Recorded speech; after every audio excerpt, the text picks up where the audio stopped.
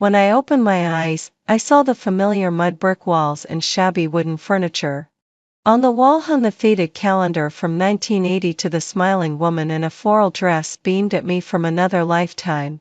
It took me a long time to process what I was seeing before it finally sank and I had been reborn. Reborn 20 years into the past. Back to the year I was 19. Back to the summer that changed my life forever. Sophia, you're awake? My mother pushed the door open, carrying a bowl of millet porridge. Jack's here, he's waiting for you in the main room. Jack Thomas. My fiancé. The man who, in my past life, almost ruined me completely. The sound of his name sent a chill crawling down my spine, like a venomous snake slithering over my skin. Mom, I don't want to see him. I turned over, facing away from the door. She froze. Sophia, what's wrong with you? Didn't you and Jack plan to go to the county today to watch a movie? A movie. Right, in my previous life, this was the day Jack Thomas asked me out to see a film. But when I arrived in town, I saw him holding hands with my cousin, Grace Miller, as they walked out of a hotel together. That moment hit me like a slap across the face, sharp, loud, and humiliating. They weren't even ashamed when they saw me. Instead, they said righteously that they were in love. Jack Thomas had looked me in the eye and said, Sophia, Grace and I truly love each other. We're running away to the south to work. Grace Miller clung to his arm, smug and triumphant. Sister, Jack said he never loved you. He only got engaged to you because of your parents. The shock broke me. I fell ill after returning home bedridden for half a month, wasting away until I was little more than skin and bone. The villagers whispered behind my back, saying I'd been abandoned by my fiancé and would never find another husband. But the worst part was missing the first college entrance exam held after the 1982 reinstatement. With my grades, I could have easily gotten into a top university. But I was too heartbroken to care about anything anymore. Years later, when Grace and Jack failed to make it in the South, they had the nerve to come back to the village. They even proposed to my family again, saying that since I was no longer marriageable, I could become their concubine. I fainted on the spot from rage. After that, I grew quieter, smaller. Eventually, I married a widower from the village and lived a miserable life. At 40, while working in the fields, I died suddenly of a heart attack. And my last thought before dying was, if only I hadn't cared so much about Jack Thomas. If only I had taken that exam. Would my life have been completely different? Now heaven has given me another chance. This time, I will not repeat my mistakes. Mom, tell Jack I'm sick. I don't want to see anyone, I said firmly. She frowned. Sophia, are you running a fever? You sound strange. She touched my forehead. Not hot. Mom, I really don't feel well. Please, just send him away. She sighed and left. Moments later, I heard Jack's voice from the main room, gentle and full of concern. What's wrong with Sophia? Did I do something? That soft, tender tone. The same voice that fooled me so completely in my last life. My mother replied kindly. She said she's not feeling well, doesn't want to see anyone. Don't take it to heart, Jack, it's probably just that time of the month.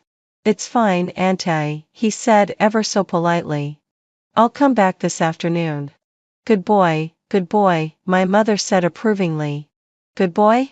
If only she knew that in a few days, this so-called good boy would be sneaking off to elope with my cousin, she'd choke on her words. Once Jack left, I sat up in bed. The feeling of being alive again was surreal. I remembered clearly in 3 days, Grace Miller would come over under the excuse of visiting, but in truth, it was to meet Jack in secret. And the day after tomorrow, the notice for this year's college entrance exam registration would be posted. I had to be ready. This time, I would not only take that exam, I'd make those to pay for what they did. That afternoon, Grace Miller showed up, just as I expected. She was a year younger than me, pretty, lively, and adored by the elders. Especially my grandmother. Her face lit up the moment she saw Grace. Grace, come in, Grandma beamed, gripping her hand. Sophia's still resting. Don't know what's gotten into that girl today. She's been listless all morning. Grace's eyes flickered with a sly light. Grandma, I'll go check on sister. Go ahead, go ahead. You two have a nice chat. Grace pushed open my door, wearing an expression of concern. Sister, are you all right? Grandma said you're not feeling well. I stared at her coldly, saying nothing. In my past life, I treated her like a real sister, even let her stay with us and paid for her schooling. And yet she repaid me by stealing my fiancé. Truly, you can never know what lies behind a smiling face. Sister, why are you looking at me like that? Did I do something wrong? Grace asked nervously. You tell me, I said flatly. You should know what you've done. She blinked in feigned confusion, then forced a laugh. Sister, what are you talking about? What could I possibly have done wrong? Really? I sat up and stared straight at her. Then where were you last night? Her face stiffened for a split sec and then smoothed back into innocence. I was home, of course. I didn't go anywhere. So? Then how do you explain what Hannah Moore said? I asked, my voice calm but laced with menace. She told me she saw you last night at the village entrance with a man. Grace Miller's face stiffened. Hannah Moore's talking nonsense. Her eyes are failing her. She must have seen wrong. Seen wrong? I arched an eyebrow. She described the man's height, clothes, and even his shoes in detail. Colored rained from Grace's face. Sister, what are you trying to say? You really don't know? I let out a cold laugh. You've been sneaking around with my fiancé behind my back, and you think I wouldn't find out? I didn't, Grace blurted, panicking. Sister, how could you think that of me? I'd never do such a thing. Whether you did or not, I said, standing up and walking toward her, you know it better than anyone. I stopped just in front of her.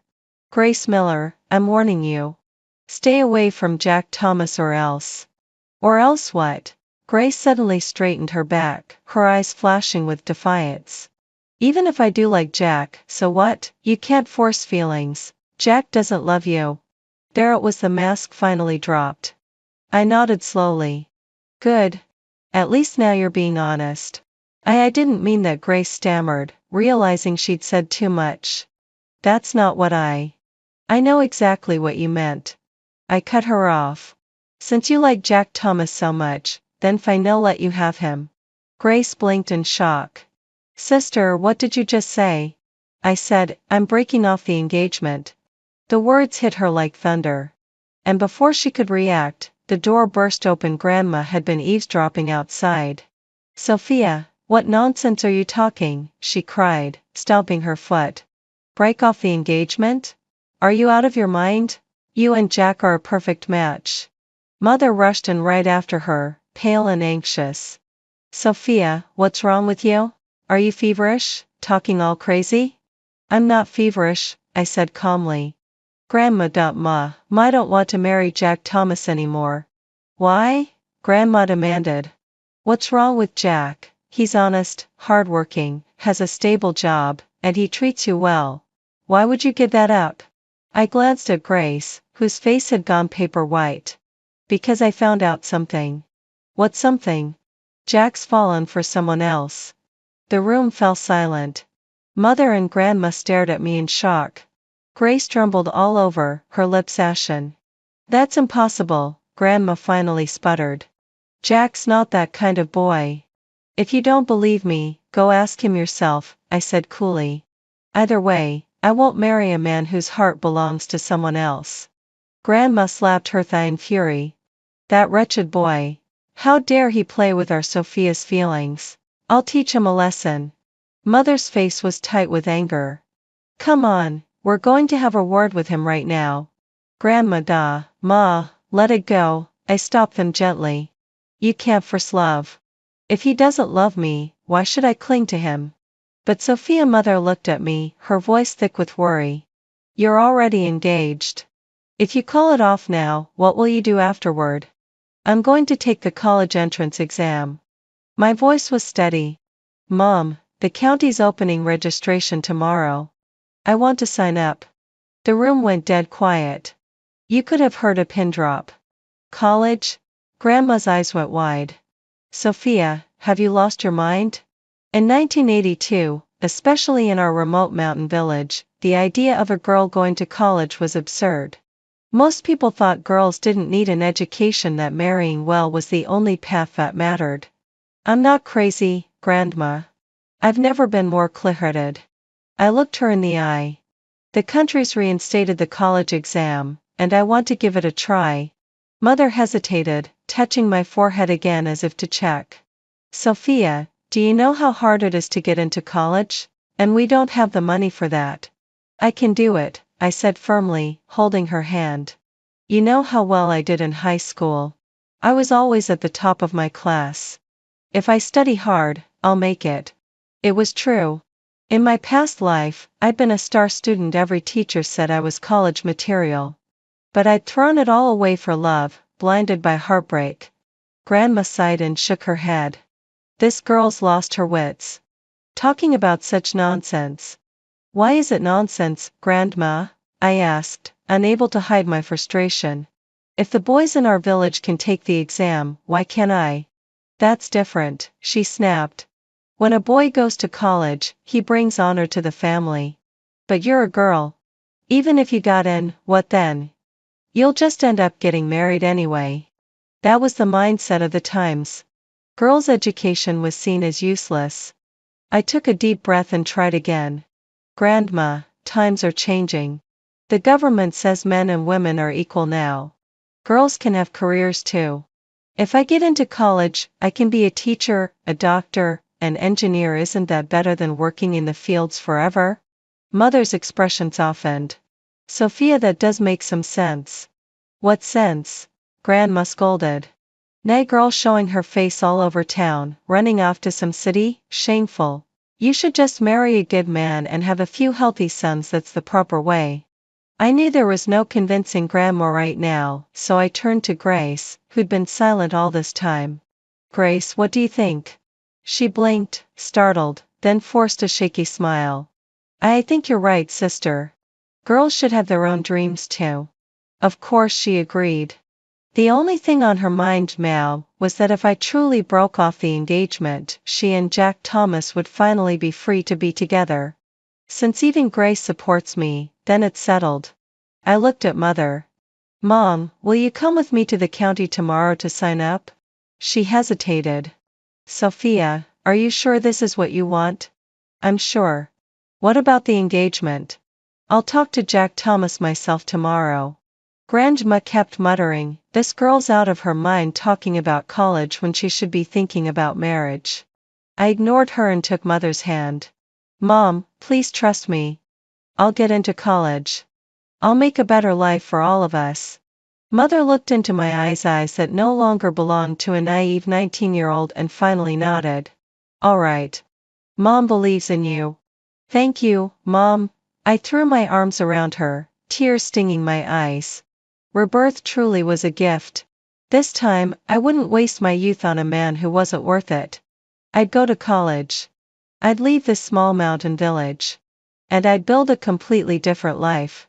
As for Jack Thomas and Grace Miller, they could destroy each other for all I cared. That evening, my father came home from work. After hearing about my decision to break off the engagement and take the exam, he sat quietly for a long moment. Sophia, he said at last, are you certain this is what you want? I'm certain. He nodded. Then I support you. Old man, Grandma cried, exasperated. You too? She's talking nonsense. Ma, my father said calmly, Sophia's always been bright.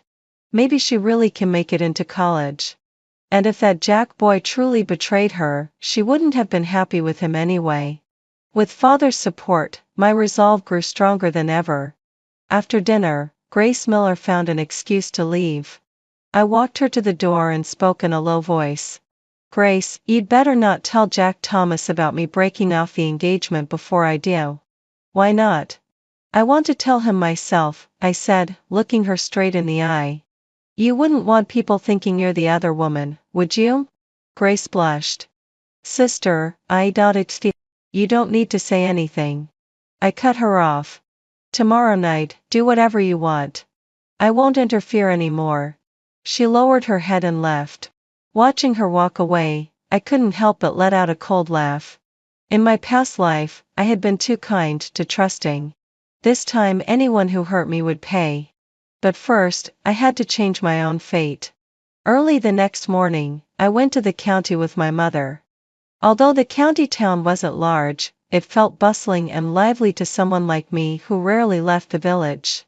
People walked the streets and streams, and shops lined the roads. We first went to the Education Bureau to inquire about registering for the college entrance exam. The clerk looked surprised when I said I wanted to sign up. "Little girl, are you sure you want to take the exam?" "Absolutely." I nodded firmly. This was the second year since the exam had been reinstated, and competition was fierce. The clerk hesitated. "And you're a girl." "I know the competition is tough," I said earnestly, "but I have to try. I have to give myself a chance." Seeing my determination, the clerk handed me the registration form. The registration fee was 15 yuan, and the medical examination fee was 5 yuan, a total of 20 yuan. 20 yuan in 1982 was no small sum. My mother counted the money with concern. "Sophia, maybe." "Mom, it's okay." I took her hand. "This money is worth it." After paying the fees and receiving my admission ticket, I felt a deep sense of relief. "Where to now?" my mother asked as we left the bureau. "To the bookstore to get some study materials." The county had only one Xinhua bookstore, and its selection was limited. I carefully picked out several college prep books and some stationery. "These books cost quite a bit," my mother said worriedly. "Mom, a sharp knife cuts better," I reassured her. "Investing in me now will pay off in the future." After shopping, we had a simple lunch in town and then took the bus back to the village. Once home, I dove straight into studying. My foundation in most subjects was solid, and picking up the books again, I found I could recall much of what I had learned before. Math and physics came relatively easily once you understood the method. It was hard to forget. Chinese was a bit more difficult, requiring extensive memorization and accumulation. English was the most challenging, as our village middle school had no English teacher, and my foundation was almost non-existent. But I was confident. 3 months were enough to make up for these weaknesses. That evening, Jack Thomas came over. As soon as he entered, he asked anxiously, "Sophia, I heard you weren't feeling well yesterday. Are you better?" "I'm much better," I said lightly. "Jack, there's something I need to tell you." "What is it?" "Our engagement. I want to cancel it." Jack Thomas froze. "What, Sophia, are you joking?" "I'm not joking." I looked him in the eye. "Jack, we're not compatible. It's better for us to separate." "Not compatible? Sophia, what's wrong? Did someone tell you something?" he asked, panicking. "No one told me anything," I said calmly. "I figured it out myself. Our personalities don't match. We won't be happy together." "That's not true," Jack exclaimed. "Sophia, we grew up together. I know you, you know me. We'll be happy, I promise." I almost laughed at his desperation. In my previous life, when he abandoned me, he had shown no such concern. What had he said back then? That he never loved me, that our engagement was only arranged by our parents. And now he acted as if he was devoted to me. "Jack, do you really love me?" I asked. "Of course I do," he replied without hesitation. "Then is there another girl in your heart?" Jack's expression stiffened for a moment but quickly returned to normal.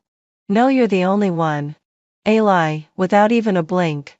"Really?" I continued. "Then who were you meeting last night at the village entrance?"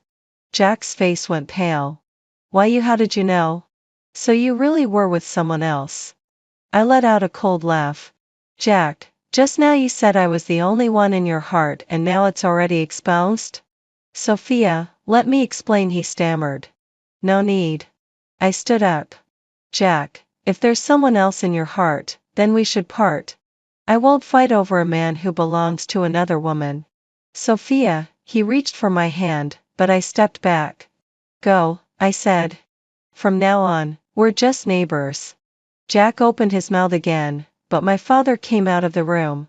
Jack, Sophia has made her decision. Don't force her, my father said calmly, his eyes cold. Young people's feelings can't be forced. Jack knew my father's temper and didn't dare argue further. He left reluctantly. After he left, I returned to my studies. It wasn't long before the village was buzzing with the news of my broken engagement. Everyone had an opinion. Some said I was too picky, rejecting such a good young man. Some said I was crazy, turning down a secure life to chase some impossible college dream. Others said I was just upset and would regret it in a few days. I ignored all the gossip. I knew it wouldn't be long before people changed their tune. On the third evening, Grace Miller came again. This time her face was pale and her eyes swollen from crying. Sister, I came to apologize. The moment she stepped inside, she burst into tears. It's all my fault. I've wronged you. It's good you know that, I said coolly. But it's too late for apologies. Jack and I have already broken off the engagement. Sister, do you hate me? Grace sobbed even harder. Hate? I thought for a moment. No, not hate.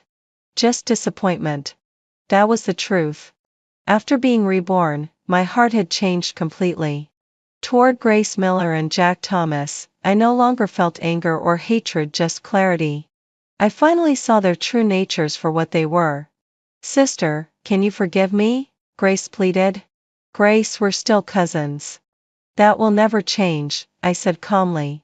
But we can never be as close as before. Grace bit her lip. Then about me and Jack.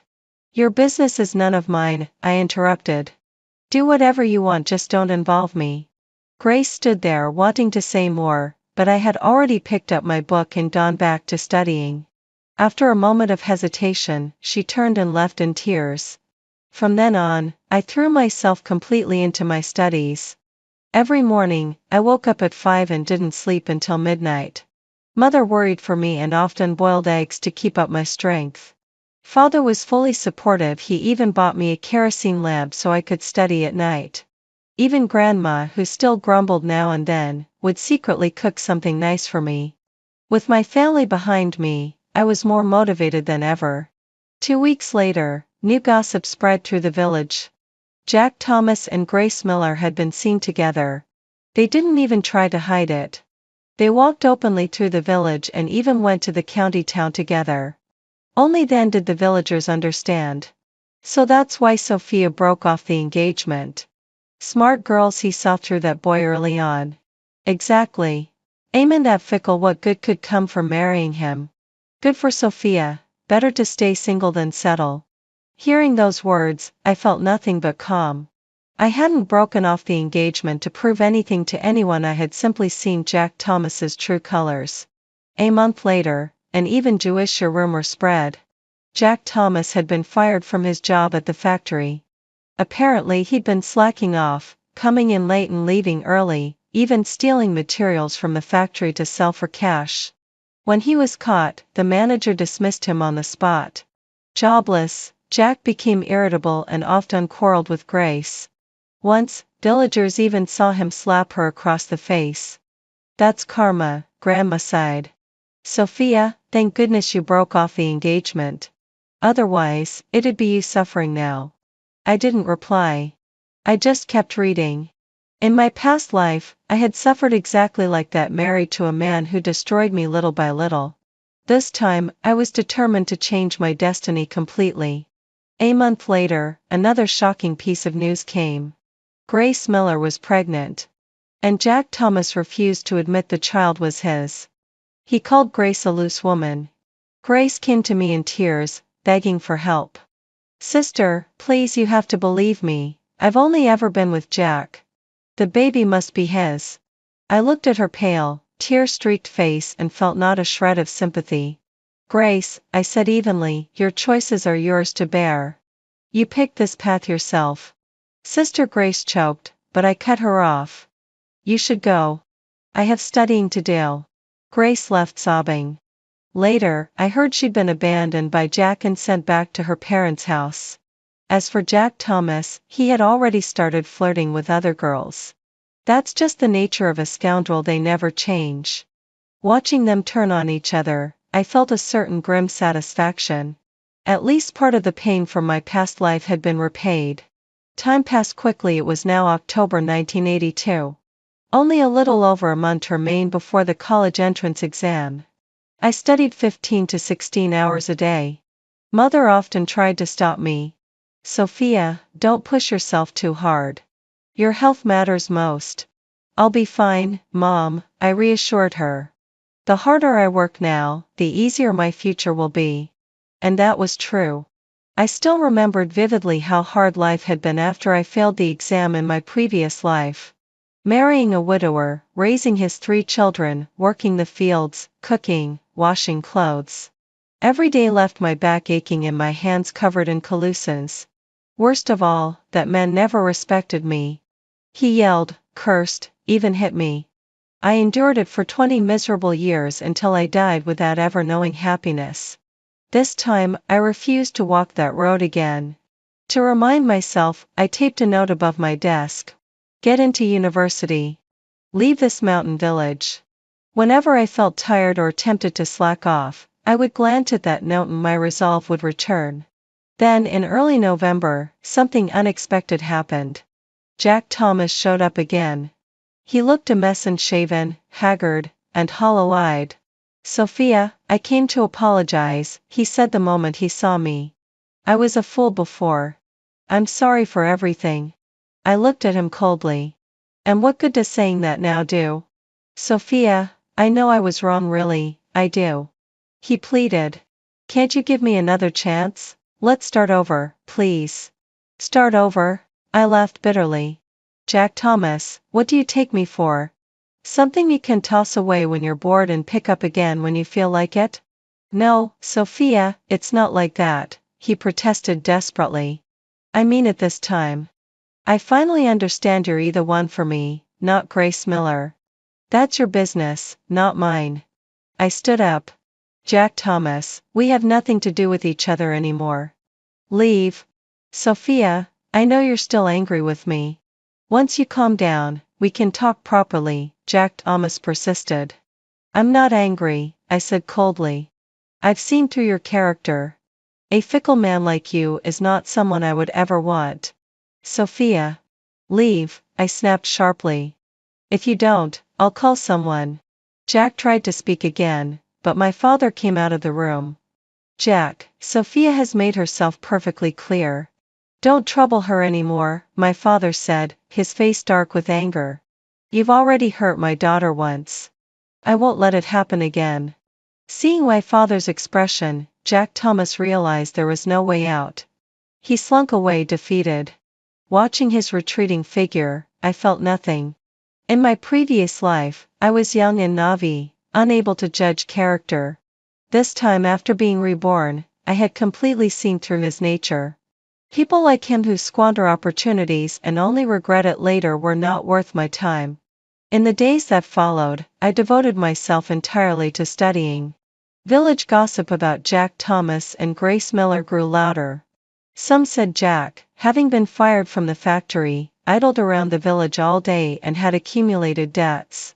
Some said Grace Miller, pregnant, had returned to her parents' house and was struggling. Others said the two often fought, even physically. Hearing these reports, I felt calm. This was their just desserts. In my past life, they had teamed up to hurt me, causing me to miss the college entrance exam and lose the chance to change my fate. This time they would taste the bitterness themselves. By mid-November, the countdown to the exam had begun. I spent every day doing practice tests and filling in gaps in my knowledge. Mother wanted to make sure I had enough nutrition and slaughtered the family's only old hen for me. "Sophia, Mom believes you can get into university," she said, tears glistening in her eyes. "Soon, I'll have a daughter who's a university student." "Mom, I won't let you down," I said, holding her hand and feeling a warm surge in my heart. This time, I wasn't just working for myself, I was fighting for my family who had supported me. Finally, November 201,980 to the day of the college entrance exam arrived. The night before, I went to bed early to ensure I had enough energy for the test. Early the next morning, my parents were already up preparing breakfast for me. Sophia, eat some eggs. They'll help your brain, Mother said, peeling the boiled eggs and handing them to me. Eat slowly. Don't rush, Father added. After breakfast, Father accompanied me to the exam venue in the county town. On the way, he encouraged me, Sophia, don't be nervous. Just do your best. I'm not nervous, Dad, I said with a smile. I'm confident. It was true. After over 3 months of preparation, I had full confidence in my abilities. Math and physics, my strongest subjects, I could almost guarantee full marks. Chinese worried me a bit, but I expected to do well. English was my biggest concern, but I had done my best. At the exam venue, many candidates had already gathered, mostly boys. Very few girls were taking the exam. My presence attracted attention. People whispered, "That girl is taking the exam?" Girls these days are restless. Shouldn't they be learning household duties? So what if she passes? She'll just get married eventually. I held my head high, ignoring the whispers. Let them talk. I would prove that girls could succeed in university and achieve something for themselves. Inside the exam room, I found my seat. Ian Digitalter, a stern-looking middle-aged man, checked each candidate's exam ticket and ID before handing out the papers. The first subject was Chinese. I quickly skimmed the test to get a sense of it. The difficulty was within my expectations. I completed the multiple choice and fill-in-the-blank questions first, then moved on to the essay. The essay topic was my ideal. It couldn't have been more fitting. I wrote about wanting to change my destiny through education, to become a teacher and help more children learn. As I wrote, memories of past hardships surged through me, filling me with determination. This time, I would achieve my dream. After finishing Chinese, I felt confident in my performance. At noon, Father treated me to a nice meal in a small county restaurant. How did the morning go? He asked, concerned. Not bad. I think I scored over 70. I answered honestly. At that time, a score over 70 in Chinese was quite good. The afternoon session was math, my strongest subject. I began immediately upon receiving the test. Multiple choice, fill in the blank, and the main problems all went smoothly. The only difficulty was the final proof question, but after some thought, I figured it out. I left the math exam feeling even more confident. I expected at least a 90. The next day was the integrated science exam, physics and chemistry. Physics was my strong suit, chemistry slightly less, but manageable. The final subject was English, the one I worried about most. Surprisingly, the test wasn't too difficult. Perhaps because English education was still limited at that time, the questions were relatively simple. I gave it my all, answering what I could and guessing at the rest. When all 4 exams were over, I let out a long, relieved sigh. How do you feel? Father asked anxiously. I think it went well, I said, smiling. Let's go home and wait for the results. On the way back, I felt a lightness in my heart. No matter the outcome, I had done everything I could. And with the advantage of knowing the future and these 3 months of dedicated preparation, I was confident I could get into university. After the exams, a long wait began. Scores wouldn't be released for over a month. During this time, I didn't stay idle. Instead, I began learning practical skills. I apprenticed with the village tailor to learn how to make clothes. Once I mastered it, I could not only make garments for my family but also have a skill to rely on in the future. I also learned various farming tasks from my mother. Although my ultimate goal was to get into university, growing up in the countryside meant I had to master these basic skills. Most importantly, I started paying attention to the outside world. I often went to the county to buy newspapers and keep up with national policies. 1982 was a special year. China's reform and opening up had just begun, and many new policies and opportunities were emerging. I knew that if I could get into university, I would be able to keep up with the tide of the times. During this waiting period, the village never stopped gossiping about me. Some said I was overambitious, a girl wanting to take the college entrance exam. Some said I was just showing off, deliberately trying to be different. Others said I was bound to fail and would be humiliated in the end. I chose to ignore them all. I knew the best response was to let my results speak for themselves. By mid-December, news about Jack Thomas reached the village again. He was trying to find work, but because of his bad record from being fired, no company would hire him. Helplessly, he had to follow the village construction team to the county town, doing odd jobs. The work was not only hard but also unstable. Sometimes he didn't even earn enough for basic living expenses. Grace Miller's situation was also dire. She returned to her parents' house while pregnant, but her parents were cold toward her. In that era, premarital pregnancy was extremely shameful. Every day, she had to endure the villagers' and whispers. Sometimes, she would sneak around near my home, as if wanting to see me, but she never dared approach. Once, Mother saw her lingering at the door and asked if I wanted to let her in. "No need, Mom," I said calmly. "We have nothing to say to each other anymore." Mother sighed. "That girl is kind of pitiful." "Pitiful people often have themselves to blame," I said lightly. "This is the result of her own choices." I wasn't cold-hearted, I had simply seen through her. In my past life, my kindness and tendency to forgive had allowed people to hurt me repeatedly. This time, I would not make the same mistake. In early January 1983, news came that the county would start announcing the college entrance exam results.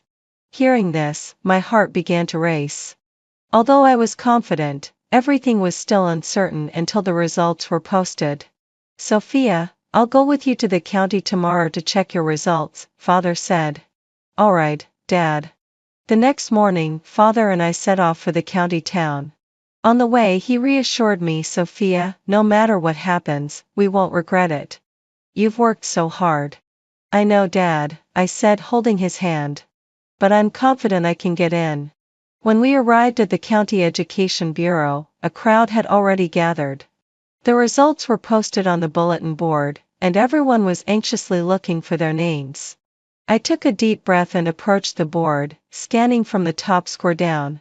First place, Adam Brooks, total score 432. Second place, Tyler Bennett, total score 428. Third place, Sophia Young, total score 425. Seeing my name, words could not describe my feelings. I had made it. Not only that, I ranked third in the entire county. "Sophia, you did it!" Father exclaimed, tears welling in his eyes. "You're third in the county." People around us looked on with envy. "That girl is amazing. Third in the whole county, what an achievement. Seems girls can get into university too." I smiled and nodded, feeling an overwhelming sense of accomplishment. This time, I had truly changed my destiny. The news quickly spread back to the village, causing a stir. "Sophia got into university. And she's third in the county. Unbelievable. A girl achieving such results. See, Sophia knew Jack Thomas wasn't any good all along."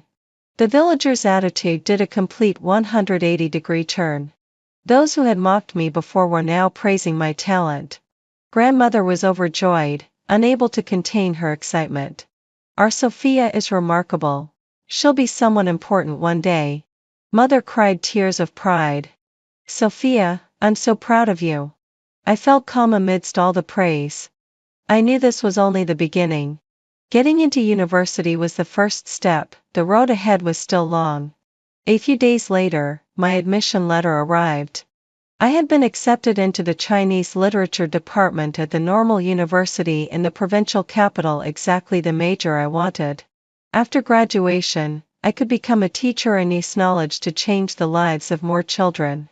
The day I received the letter, many people came to congratulate me, village leaders, officials, and numerous villagers. The house was bustling with excitement. Amid the crowd, I noticed two figures standing at the edge, Jack Thomas and Grace Miller. Their eyes were fixed on me, complex emotions flickering across their faces. Jack looked regretful and jealous, while Grace showed envy and resentment. I glanced at them once, then looked away. They no longer mattered to me. That evening, after the guests left, my family sat together in the courtyard, chatting. Sophia, you're really going to the provincial city for university? Mother asked, a hint of reluctance in her voice. It's so far, I'll miss you. Mom, it's not like it's another country. I'll come back to visit often, I reassured her. Make sure to study hard and take care of yourself while you're there, Father reminded me. I will, Dad. Grandmother added, Sophia, don't forget your family while you're in the big city. How could I forget? I laughed. After I graduate and start working, I'll make sure you all live well. The family talked happily into the night. This warmth was something I had never experienced in my past life. In my past life, Jack Thomas's betrayal had left me insecure and depressed, even straining my relationship with my family. This time, I vowed to cherish every moment with them. The next day, Jack Thomas came again. He looked even more haggard than before, his eyes filled with regret. Sophia, congratulations on getting into university, he said, forcing a smile. You really are amazing. Thank you, I replied lightly. Sophia, can we talk alone for a moment? He asked. I thought for a moment and nodded. We walked to a quiet corner of the yard.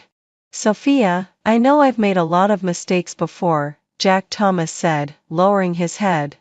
I only realize now that I've lost the best girl in the world. And what exactly do you want to say? I asked. I want to know if there's still a chance, after you graduate from university, could we? Impossible. I cut him off immediately. Jack Thomas, it's over between us. There's no way we can ever start again. Why? He asked anxiously. I know I was a jerk before, but I've really changed. Look, I'm working hard now, not seeing any other girls. That has nothing to do with me, I said coldly. Jack Thomas, you need to understand, I didn't break off the engagement out of spite. I did it because I've seen your true nature. Someone like you is never someone I consider again in my life. His face darkened. Sophia, don't be so heartless. We grew up together. Exactly because we grew up together, I know your character all too well, I interrupted. Jack Thomas, leave. Don't come looking for me again. He seemed to want to say something more, but seeing my resolute expression, he quietly left. Watching his retreating figure, I felt nothing. The pain of my past life was over, and I would never waste even a second on someone like him again. In September 1983, I finally boarded the train to the provincial capital. It was my first time on a train and the first time I had been so far from home.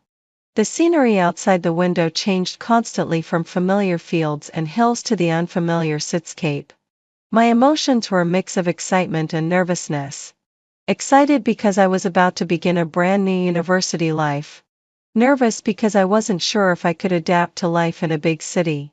After all, I was just a girl from a rural village, and compared to classmates who had grown up in the city, there was bound to be a huge gap. But I was confident. I believed that with hard work, I could catch up.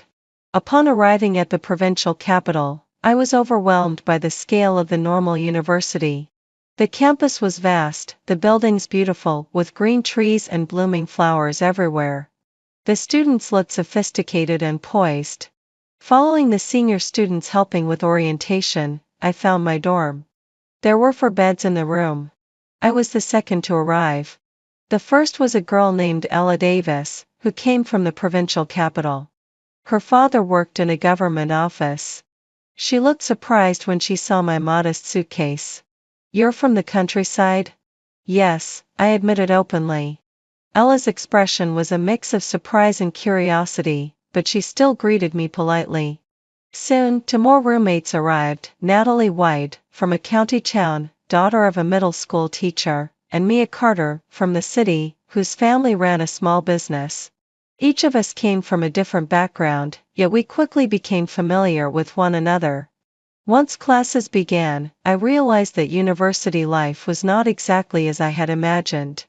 The courses were numerous and complex, especially some theoretical ones that required a lot of thinking and discussion.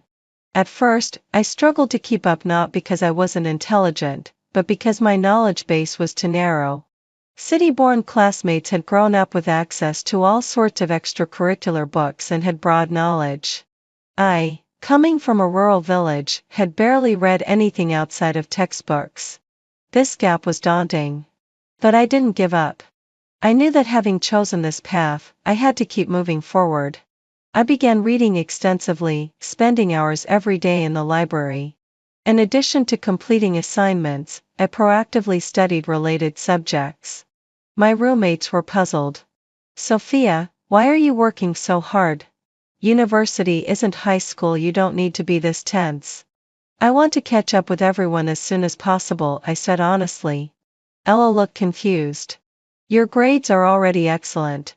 Why push yourself so hard?" Indeed, after a semester of effort, I had risen to be among the top 3 in the class. But I knew this wasn't enough. I wanted more than just good grades, I wanted to improve myself in every way. I understood that competition after graduation would be even tougher. Beyond academics, I actively joined various clubs. I became part of the literature club and began exploring writing. I discovered a talent for it, particularly for stories reflecting rural life. My first-hand experiences made my writing compelling. Soon, my articles were published in the school newspaper, earning me a small reputation among classmates. More importantly, it boosted my confidence.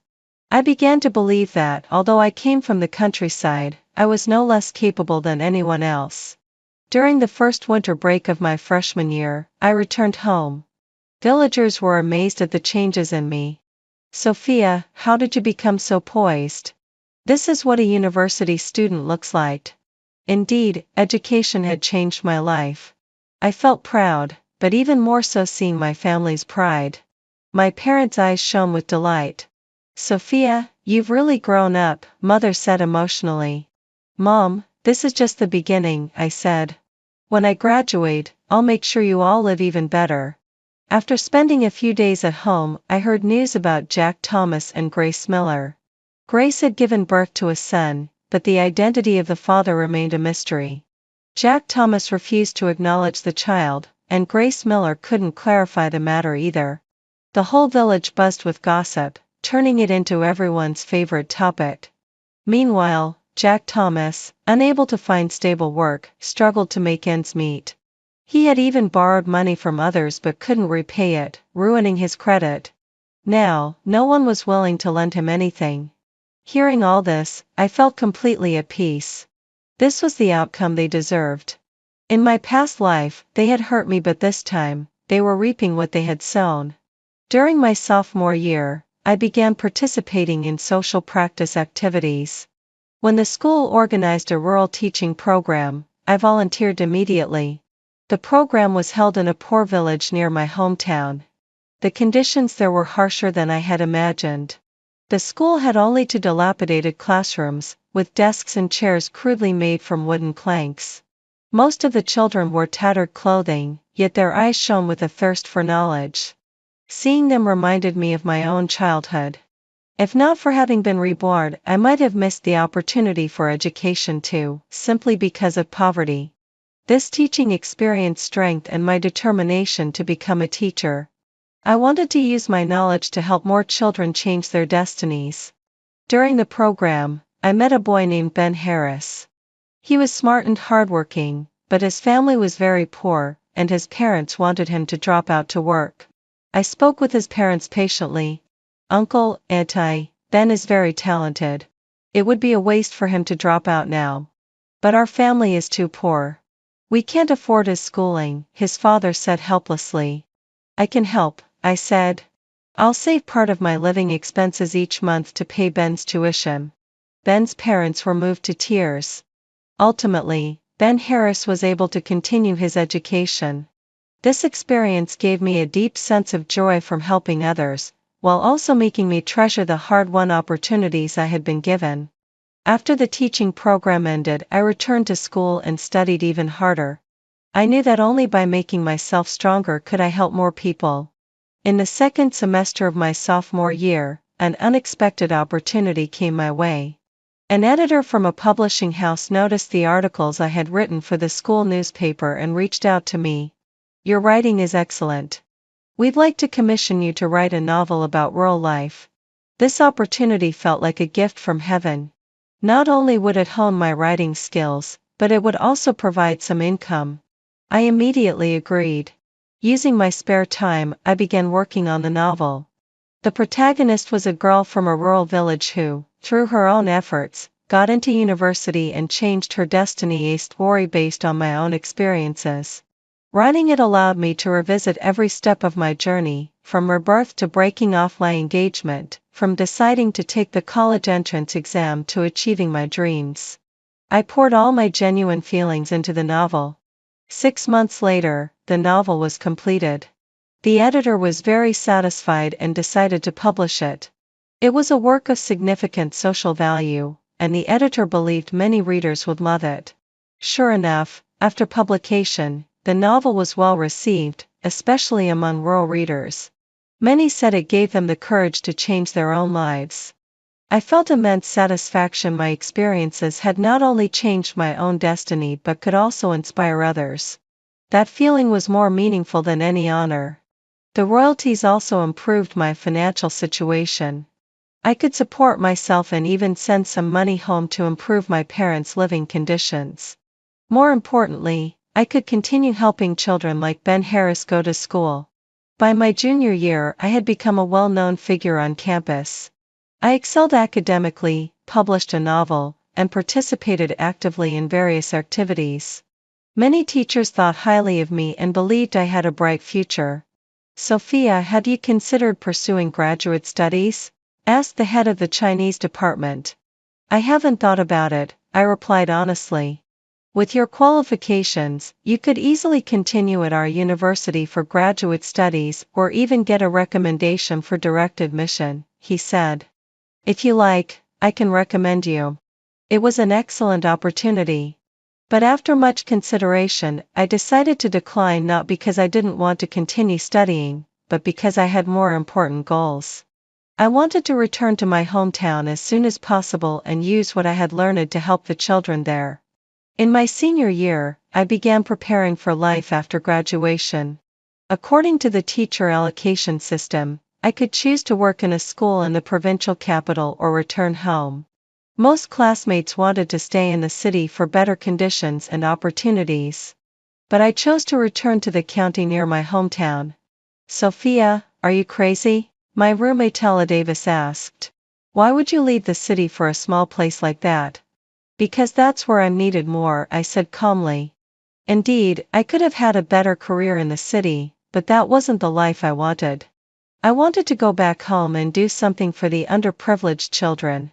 This wasn't just my dream, it was a promise to myself. Before graduation, the school held a farewell ceremony. As an outstanding graduate, I gave a speech on stage. For years ago, I came to this university with a mix of curiosity and fear. At that time, I was just a girl from a remote mountain village, full of wonder and apprehension about the world beyond.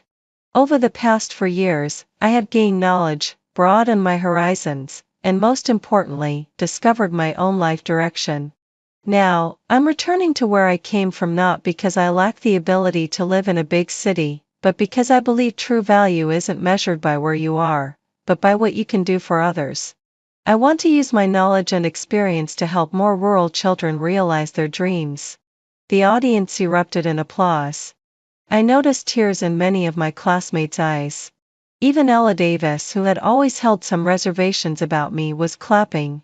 After the graduation ceremony, I packed my belongings and set off for home. For years later, returning along this road, my feelings were completely different. 4 years ago, I was a timid girl from a rural village, uncertain about the future. Now, I was a confident university graduate with a clear plan for my life. Back home, my parents were delighted to see me. "Sophia, you could have built a career in the city. Why come back?" my mother asked with concern. "Mom, I learned a lot in the city, but I want to return and contribute to my hometown," I said. "Besides, I'll be happier here." It was the truth. While staying in the provincial capital might have offered better material conditions, that life wasn't for me.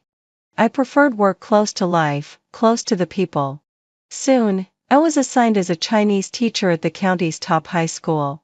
The principal placed great importance on my arrival and personally welcomed me. "Ms. Young, our school really needs someone like you," the principal said. "I hope you can make full use of your talents here." "I will do my best," I replied. Walking into the classroom and seeing the eager faces of my students, I thought of my own school days. If I hadn't been reborn, I might never have had the chance to stand at this podium. Now, I wanted to show them that knowledge could truly change one's destiny. My first lesson was titled My Aspirations. "Students, today I want to share a story," I began. "A few years ago, I was just like you, a regular girl from a rural village. I too, once felt lost and unsure of my future." The students listened intently, some of the girls even with tears in their eyes. I could see that my story had touched them. Knowledge changes destiny. This is not just an empty phrase, I concluded. If you work hard in your studies, you can achieve your dreams. After class, a student named Zoe Morgan approached me.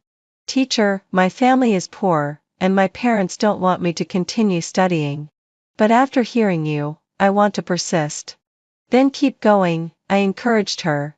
"If you encounter difficulties, come to me anytime." Watching Zoe leave, I felt a deep sense of fulfillment. This was the life I wanted, to use my experience and knowledge to influence and help others. In my second year teaching at the county school, something unexpected happened. I was preparing lessons in my office when there was a knock at the door. "Come in." To my surprise, it was Grace Miller. More than 4 years had passed, and she had changed a lot. She looked exhausted, her eyes carrying an indescribable weariness.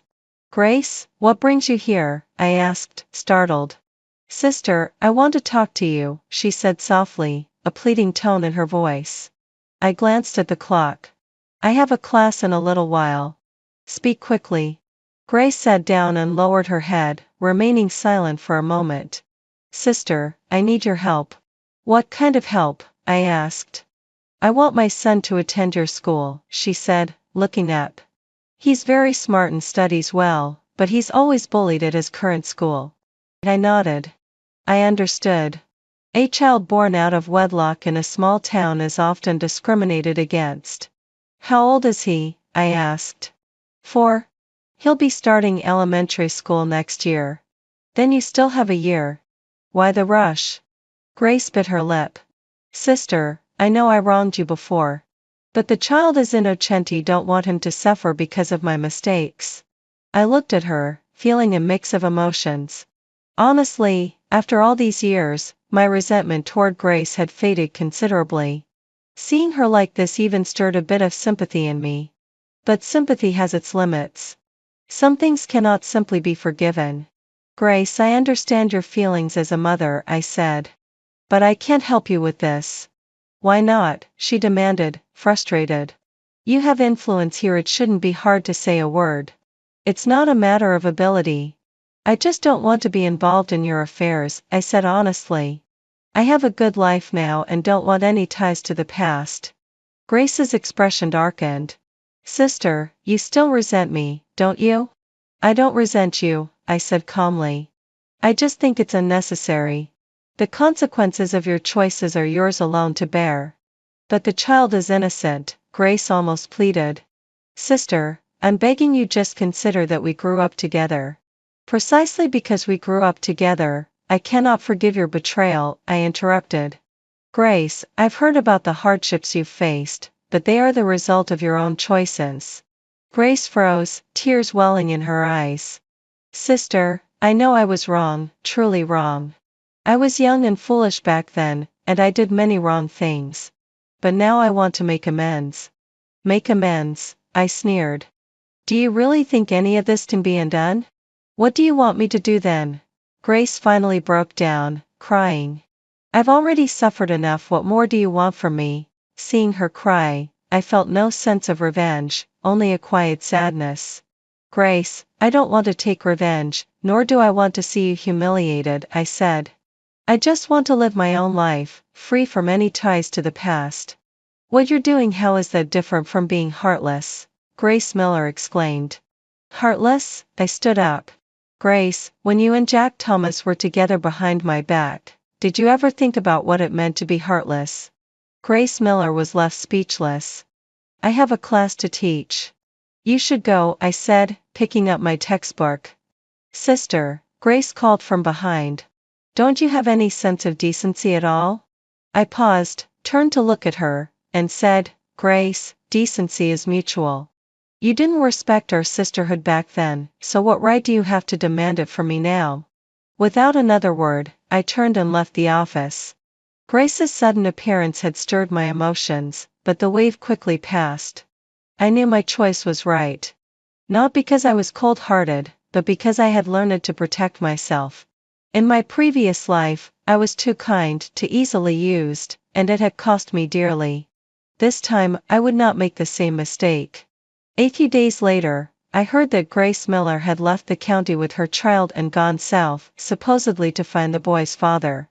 Whether she would succeed, no one knew. I felt nothing about the news. Her life path no longer had anything to do with me. I had my own life to live. During my 2 years working at the school, my career progressed smoothly. My teaching methods were innovative and well loved by students. My academic papers were published multiple times in provincial journals. The principal valued me greatly and began considering me for the position of head of the teaching research group. More importantly, I helped many underprivileged students. Some wanted to drop out due to financial difficulties, and I used my writing royalties to support them. Others lacked confidence in their studies, and I patiently tutored them. Over the years, more than a dozen students achieved university admission with my help. Every letter I received from them, every update about their life at university, reminded me that my efforts were worthwhile. The sense of fulfillment I felt from this work was more valuable than any material reward. In the spring of 1987, someone unexpected appeared in my life.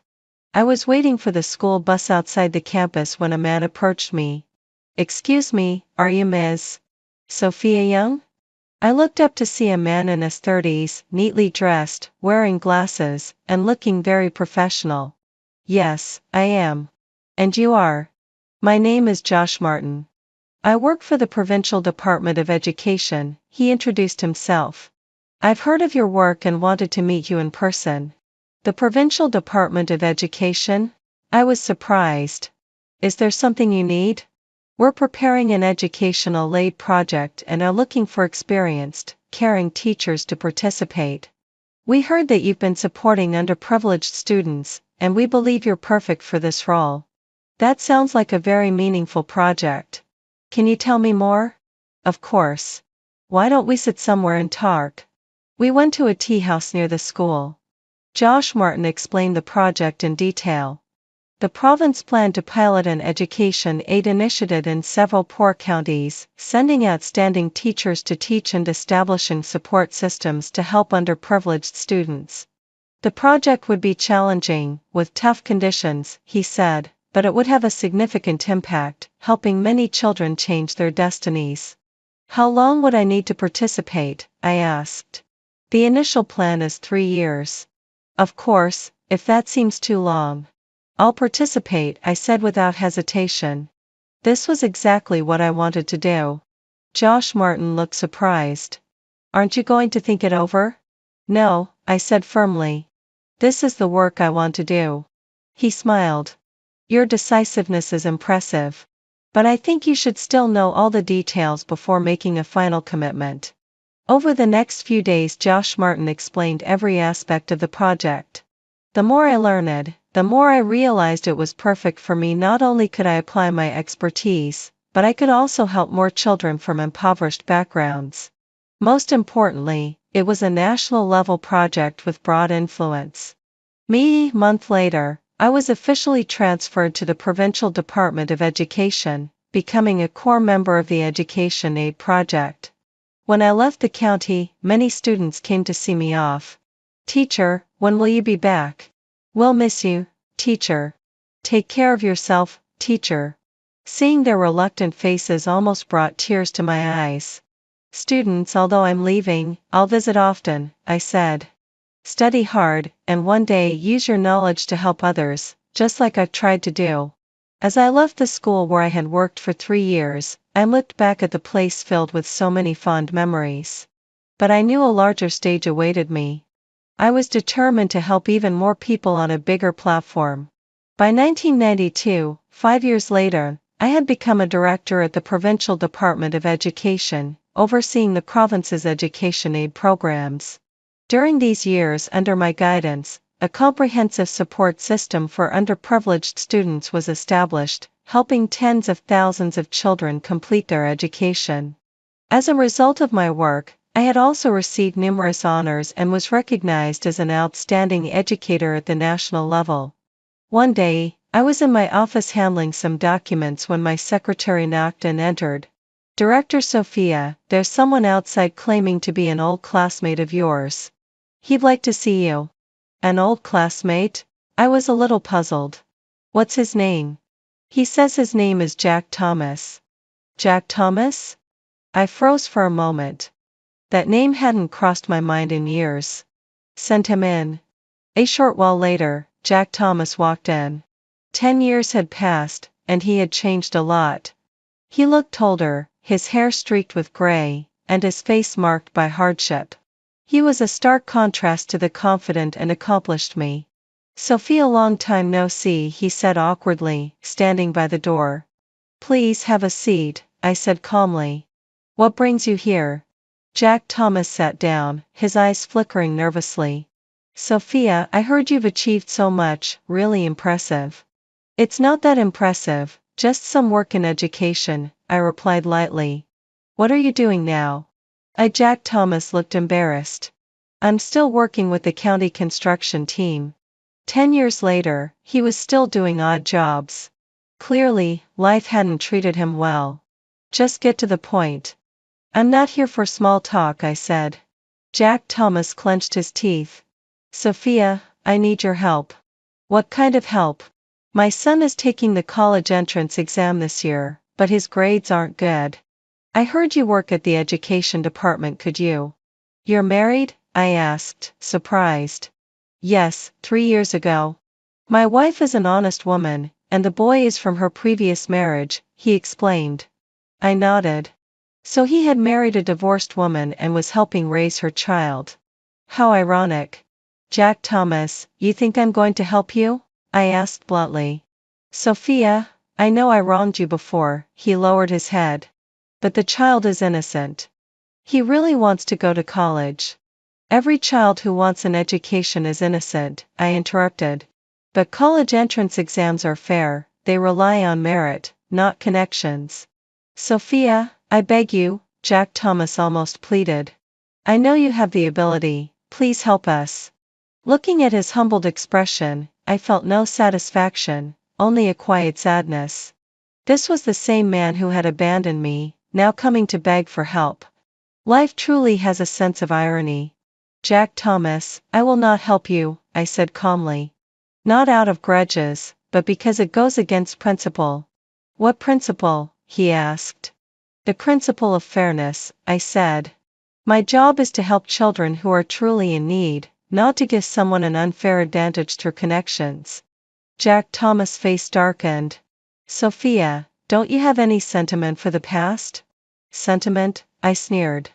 "Jack Thomas, you still dare to mention sentiment. Did you think of anything called sentiment when you betrayed me back then?" He was left speechless. "Leave now. I have work to do," I said, starting to organize the documents on my desk. "Sophia." Jack Thomas tried to speak again. "Security." I pressed the bell on my desk. Soon, the security guard came in. "Please escort this gentleman out," I instructed. Jack Thomas realized there was no hope and stood up to leave. At the doorway, he glanced back at me. "Sophia, you've changed." "Yes, I have," I said without looking up. "I've become smarter. I won't let anyone use me again." After he left, I returned to my work, though my mind stirred slightly, not because of his presence, but because of the memories it brought back. If I hadn't been given a second chance, if I hadn't seen through his true nature back then, what would I have become? Most likely, I would have married him long ago, living a mediocre and painful life. After Maxwell King retired on medical grounds, he insisted on divorcing me and returning to W City, saying, "Falling leaves must return to their roots." But my roots are here in B City, where my father already in his 80s still lives. The son I had spoiled for more than 20 years shouted at me. "You're too domineering. Dad and I have put up with you for years, we've had enough." Father and son were eager to start a new life with his foster sister and her daughter, moving straight into the villa that had been bought with my money. I accused him of hiding assets, but in the struggle between us, I lost my footing. I stumbled into the street and was struck head-on by a speeding truck. When I opened my eyes again, I was back 25 years in the past on the very day of my wedding to Maxwell King. "Ella, hurry up and pack your things. Maxwell will be here soon." The knock on the door jolted me fully awake. In the vanity mirror, a youthful face brimming with collagen stared back at me. Balloons hung from the ceiling, cartoon posters were pasted on the wall, the same decorations from my bridal chamber on my wedding day. I had been reborn. Back to 25 years ago. Back to the day I married Maxwell King. Glancing at the clock on the wall, I saw that it was just after 8. The Civil Affairs Bureau opened at 8:30. It took 15 minutes to bike there from my house. Maxwell and I had agreed to meet at 8:10, get the marriage certificate, and head straight to the hotel. There would be dozens of banquet tables waiting, filled with my parents' relatives, friends, and colleagues. In my previous life, Maxwell had shown up at 8:05 sharp. I remembered it clearly. His mother and foster sister had arrived by train at 7:30, and he had picked them up first before coming to fetch me.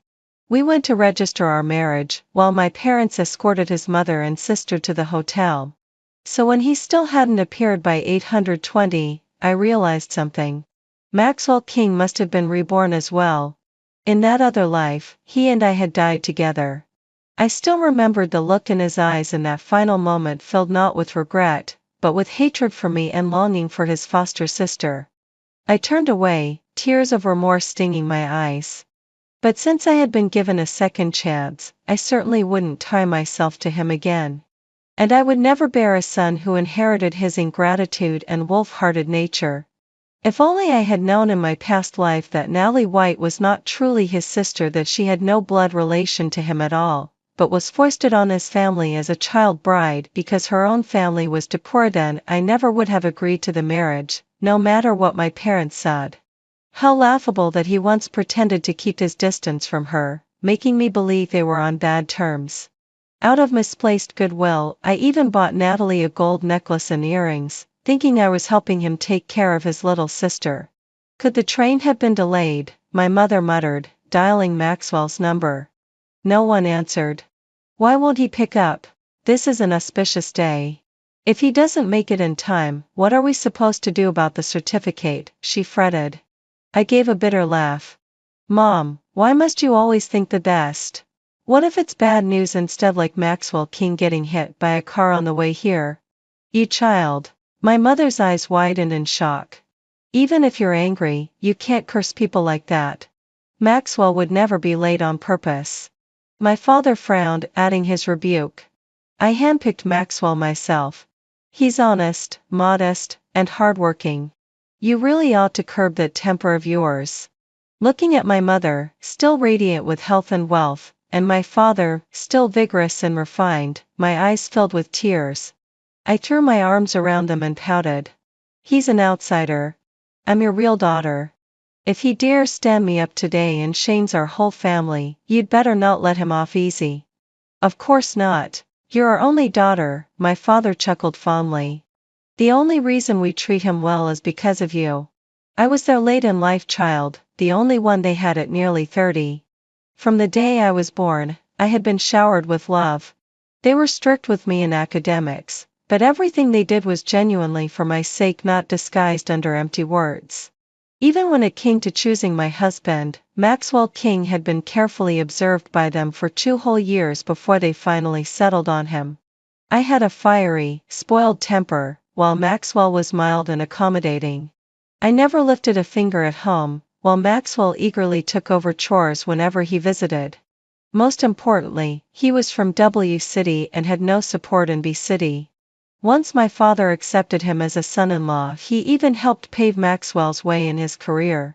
And Maxwell, in return, swore loyalty. He would never cheat, would treat me well forever, would remain in B City for life, and would look after my parents in their old age. Those were the very promises that satisfied my parents. But I remembered all too clearly how, after they retired and my father relinquished his power, Maxwell's true face had surfaced overnight. This time, I sneered inwardly. "Let's see how you destroy yourself." Leisurely, I picked up my phone and began making arrangements of my own. Meanwhile, my parents were in a panic, calling everyone they could to track down Maxwell. At 9:30, he finally arrived, bowing his head in apology. "Dad, Mom, Ella, I'm sorry. I'm so late." He looked humble enough, but his eyes betrayed a simmering resentment and unwillingness. Clearly in that missing hour, he had been scheming with his mother and foster sister. "Why didn't you answer the phone?" my mother asked. "Where are your mother and sister?" "I rushed out this morning and forgot my phone. I only realized after I'd left and had to go back for it, that's why I was delayed. I thought I wouldn't make it in time, so I sent them straight to the hotel," he explained with an embarrassed smile. The train station was indeed closer to the hotel. The wedding banquet was set for the first floor. Guest rooms had been booked upstairs, and my wedding gown was already waiting there. Guests would begin arriving at 10. We had to leave for the hotel at once. Maxwell shot me a regretful glance, his eyes gleaming with malice. "Looks like we won't be able to register today. Let's pick another auspicious day instead. First, we go to the hotel. We'll get the certificate this afternoon," my mother said decisively. The MC, Zoe Morgan, one of my mother's colleagues, caught sight of me the moment I entered the hotel. "Mila, hurry upstairs to get your makeup done and change into your wedding dress. There are 2 sets prepared for you, one for the ceremony and one for the toasts. Room 506. Your mother-in-law and sister-in-law are there as well." When I stepped inside, Natalie White was standing in front of the mirror, dressed in my wedding gown, admiring herself from every angle. The moment she saw me, panic flashed across her face. But she quickly batted her eyes in mock innocence and said, "My brother asked them to help me try it on. He said I've never worn a wedding dress before." "Of course you haven't. Isn't a wedding gown something you only wear at your own wedding?" I smiled lightly. "That's fine. Go ahead and wear it. Here's a joke for you. In our hospital's maternity ward, many new mothers complained to the doctors, saying their daughters had never suffered pain like childbirth before." Natalie didn't quite get it, but she knew she was being mocked. Her eyes dropped, resentment simmering in her heart. "What are you so proud of? You're the real joke. My brother already told me today, he'll hold the wedding ceremony with me, right in front of Ella Davis." Looking at her expression now, I realized something I had completely missed in my past life. I had once thought her simple and meek, when in fact, she was anything but. Back then, after Maxwell brought his mother and Natalie to our bridal home, they had bustled about the house without a word of complaint, hauling in their bags of local specialties, then scrubbing the living room, kitchen, bathroom, cleaning tirelessly until everything gleamed. Embarrassed, I had tried to stop them.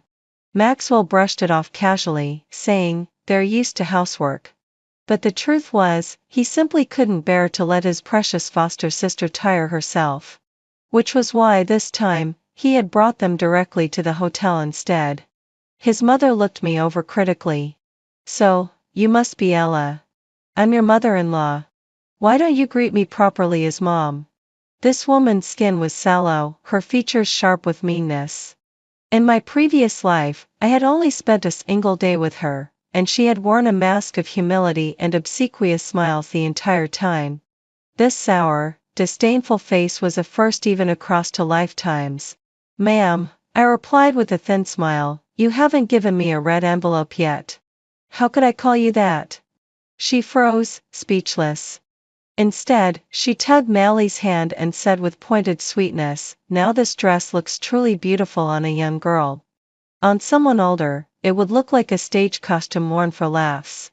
So, she was mocking me for being older. I was 2 years older than Maxwell. In my past life, I later learned that those 2 years had always been a thorn in their family's side. They twisted it maliciously, claiming that I had only married an outsider like Maxwell because, at my age, no decent man in our city wanted me. 3 years into the marriage, I still hadn't conceived. When I finally gave birth to my son, Ethan Blake, they were certain their suspicions had been confirmed, convinced that my body had been ruined by other men long before. In their town, girls married at 18 and registered the marriage later. By comparison, I was already 27, a leftover woman in their eyes. But the truth was simple. I had only just completed my master's degree 2 years earlier, and those 2 years had been my parents' deliberate trial period, carefully evaluating Maxwell. I sneered to myself. We'll see soon enough who the real clown on stage is. On the way to pick them up, Maxwell King had awakened into his second life. His mind still burned with the fury and regret of his previous one.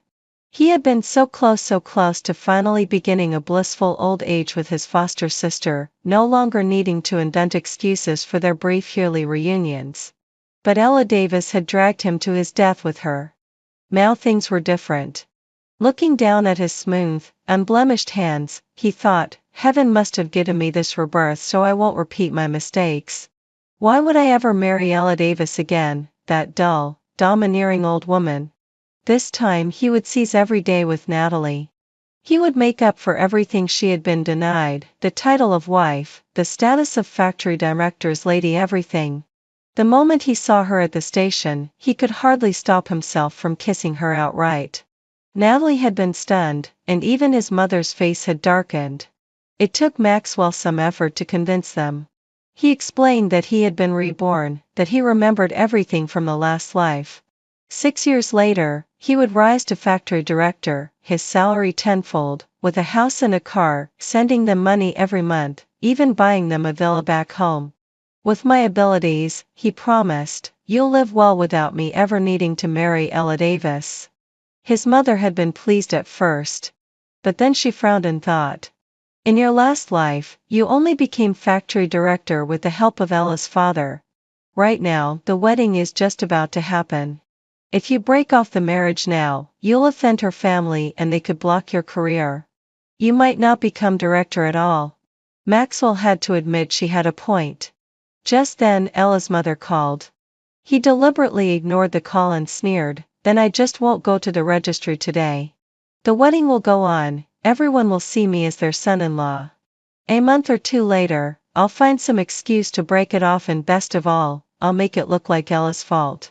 Her family won't risk their reputation by spreading it around, nor will they dare to retaliate. With my knowledge from my last life, I can climb to factory director even faster." "Exactly," his mother crowed, every wrinkle on her face etched with calculation. "And as for ruining her reputation, well, that's easy enough. A few drinks, slip a man into her bed." Her words trailed off as she glanced meaningfully at Natalie, then turned back to Maxwell. "So are you planning to marry Natalie instead, and settle here for good?" Maxwell nodded firmly. "Yes. I know this place well, I'll rise quickly. Once I become director and save enough, I'll apply for early medical retirement and return home to care for you. Didn't you always say, people must return to their roots like fallen leaves?" His mother nodded approvingly. "Good. After all, I brought Natalie up as your child bride. She can cook, clean, and serve you far better than that useless woman ever could. Best if you get that old woman to arrange a hospital job for Natalie in the meantime." "Don't worry," Maxwell King said confidently. "By then Ella Davis will have no ground to stand on. Even if she doesn't make amends herself, her parents will compensate me. Their family is respected and influential, they care most about their reputation and face." He knew them inside out after decades of dealing with them. For their daughter's happiness, the old couple would give anything. "Ella, you don't mind Natalie wearing the wedding dress, do you?" Just consider her a bridesmaid, Maxwell said as he knocked and entered. He lingered a moment, admiring his foster sister, his eyes openly affectionate. Leaning close to my ear, he feigned intimacy. I booked the room next door too. Tonight, we'll have our wedding night in the hotel suite. The hot breath made me nauseous. I turned my face away slightly, answering coldly, do as you please. Tonight, I wouldn't be staying here anyway. Whatever schemes he hatched were none of my concern. When the ceremony began, everyone stared in shock at the two brides, one in red, one in white. Maxwell King led Natalie White to the stage, while his mother hovered below, explaining to the guest, she's his biological sister. The man looked at her tenderly, the woman's face blushed brighter than the red gown she wore. They shared a few seconds of intimate eye contact before Maxwell finally reached out to me. The wedding was full of my family's friends, relatives, and colleagues. Surely they expected us to play along and keep things polite. I had no intention of doing as he wished. He had no idea I had been reborn, that I knew Natalie White had no blood relation to him. He also forgot that in our previous life, he had been just a 2-year out of college rookie. To marry me, city-born girl with a father in a state-owned enterprise and a mother in academia, he had been careful, overly attentive, and fawning. And now, he still carried the cold, disdainful attitude toward me from our past life. I hesitated. Maxwell King's expression stiffened, and in a voice only the three of us could hear, he hissed, Ella Davis, what are you doing? Are you trying to disgrace your family? Whispers rippled through the crowd. My parents sensed something was wrong. They stood and moved toward the stage, and relatives and family friends craned their necks anxiously to see what was happening. Zoe Morgan called hesitantly, Ella. Just then, my parents reached the stage. I smiled, helped them up, and took the microphone from Zoe. Ladies and gentlemen, today we are honored to celebrate my parents' 30th anniversary pearl wedding anniversary. They have worked tirelessly for decades, achieving great success in their fields. Their daughter, that's me, has also excelled in both studies and work. Thank you all for coming to witness my parents' beautiful love and marriage. Enjoy the meal and festivities today, and in 20 years, let's meet again for their golden wedding. The audience, cultured and polite, although a bit puzzled at why a wedding had turned into an anniversary celebration, clapped loudly and cheered. Only Maxwell King and his family turned pale, unsure how to react. As the applause died down, I feigned confusion, turning to Maxwell King. Technician Maxwell, you also booked this place to marry your child bride today. Did you make a mistake? No one from your side collected gifts, and there are no guests here. Maxwell's face flushed red and pale in turns. He stared at me whispering, Ella Davis, you're back too. Huh. We had only an hour, but fortunately, young people don't need many words to act. At the hotel entrance, I had my cousin urgently swap the signs for my parents' anniversary celebration, and the big screen photo slideshow was replaced with artistic wedding photos of my parents. I had coordinated everything with the hotel staff. From start to finish, Maxwell King's presence had been entirely erased. The three of us stood at the center of the stage. The MC held my mother's hand, getting the atmosphere going, ignoring Maxwell's family entirely. When staff brought flowers and gifts, they unconsciously bumped Maxwell's family aside, treating them like obstacles. Natalie White, unused to high heels, stumbled and nearly fell into Maxwell. She looked at him helplessly, thinking, weren't we supposed to be the ones getting married today? How come he's doing nothing?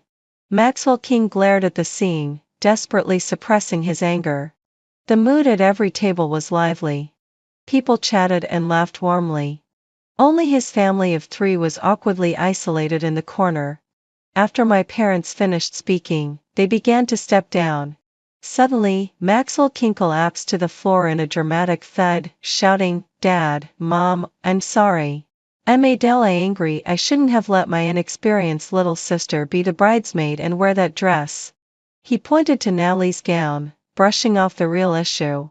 Even though Ella refused to register today and postpone the wedding, I understand. I'll wait for her to forgive me. He even kowtowed, quick on his feet despite his years. Before we could respond, he turned to the audience.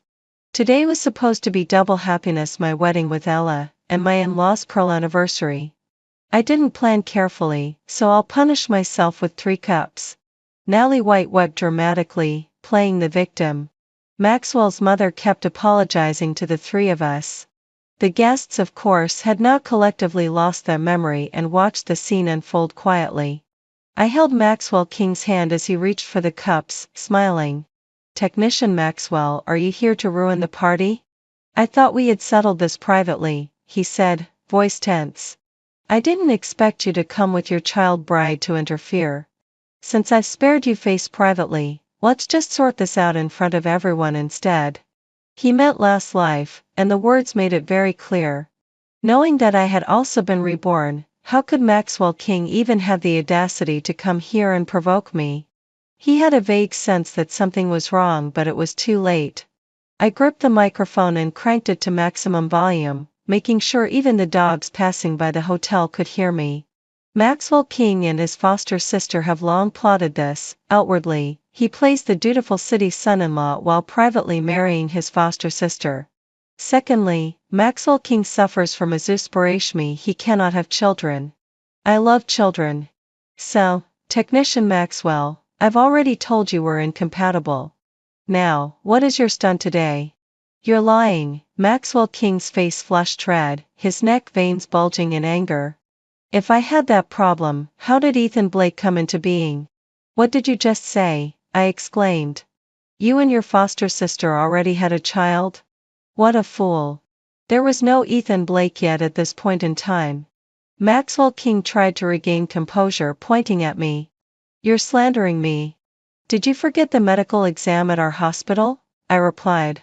I took the report my cousin handed me and thrust it toward him. Here. It's very clear. Not a single motile sperm. Sperm vitality, 0.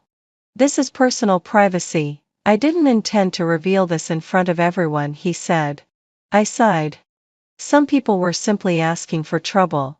In our previous life, Maxwell King really did have a zoospirashmi.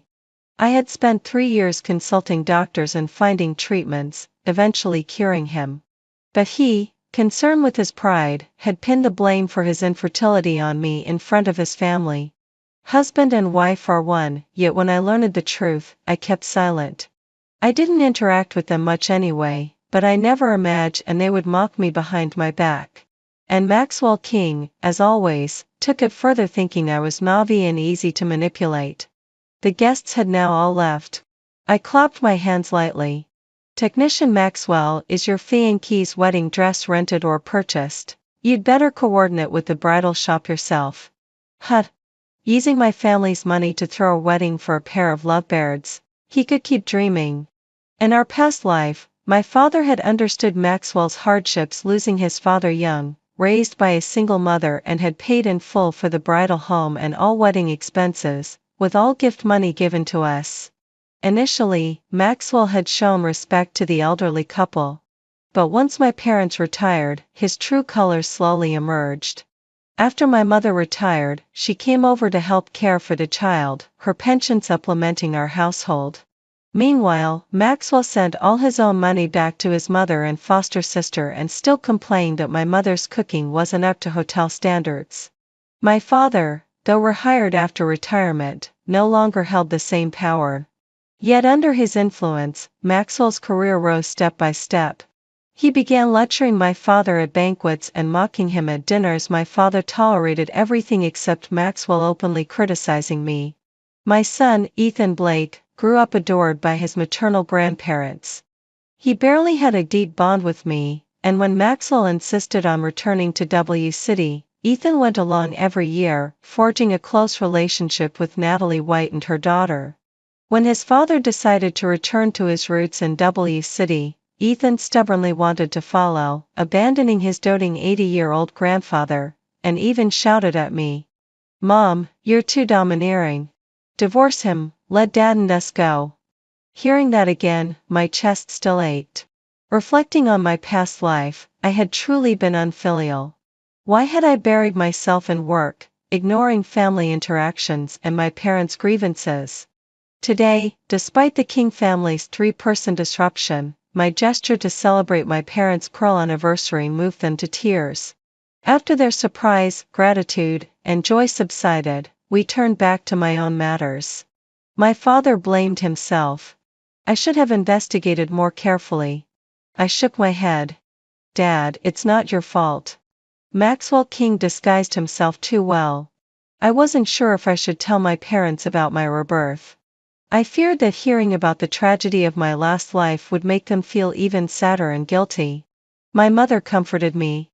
It's unfortunate you were wronged, but fortunately you're smart and noticed in time.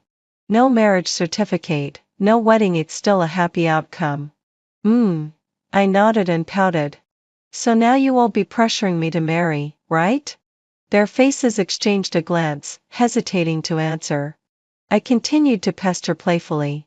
They say raising a son ensures care in old age, but a daughter counts too.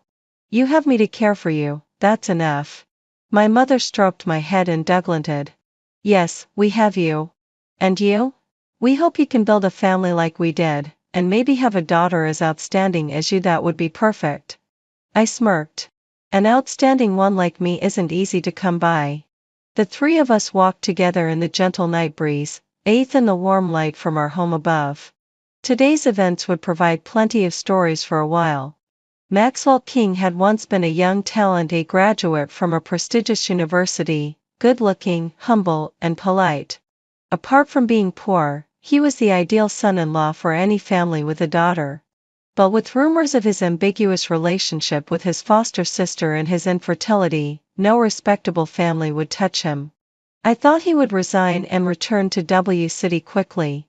But unexpectedly, he endured humiliation daily, tolerating the awkward looks at work, flattering his superiors. He rented a flat in the city for his mother and foster sister, and even found them jobs. I had thought that after being reborn, everything with that family was settled, and we'd never have any more interactions. But one day, just as I got home from work, Maxwell King's mother suddenly rushed over, blocked the door, and shouted, "Ella Davis, for a city girl, how can you be so greedy as to try to take my family's house?" The house was a 3-unit per-floor building, and neighbors peeked out, curious about the commotion. I was completely baffled. When had I ever been greedy for her house? I hadn't even set foot in W City in this lifetime. After yelling for a while, I finally understood. By her house, she meant the place I currently lived. The reason? When my parents bought the house, they had added Maxwell King's name to the deed. She assumed that my house was half hers because of her son. I narrowed my eyes. Did Maxwell King send you here? She puffed up with the attitude of a shrew. Don't tell me who sent me. If you've got the guts, show the deed to everyone and see if my son's name is really there. Either we move in or you pay me half the market price, $15,000 out of $30,000. The house had been bought less than 2 months ago. The neighbors, unaware of the full story, whispered among themselves. Look at this woman, clearly from the countryside. Buying a house costs a lifetime of savings. And this girl has no conscience at all. Yes, dressed well too. Never thought she'd be a gold digger, living off men's money and property. Even if she fusses, it won't work. Women like her never give back what they take. Call the police if you must. I had to be grateful this was the year 2000. In my previous life, if something like this happened, someone would have live streamed it online, and I'd have been cyberbullied in no time. I sent a message for my cousin to come over, then called Maxwell King, putting the call on speakerphone and recording it. Did you tell your mother that my parent house belonged to you? I asked. Do you not know how the money was paid? Can't you check the bank and property records? My parents paid for the house entirely. It was bought for my marriage. I haven't registered with you or held a wedding. What does this house have to do with you? The neighbors fell silent, shooting disapproving looks at Maxwell King's mother.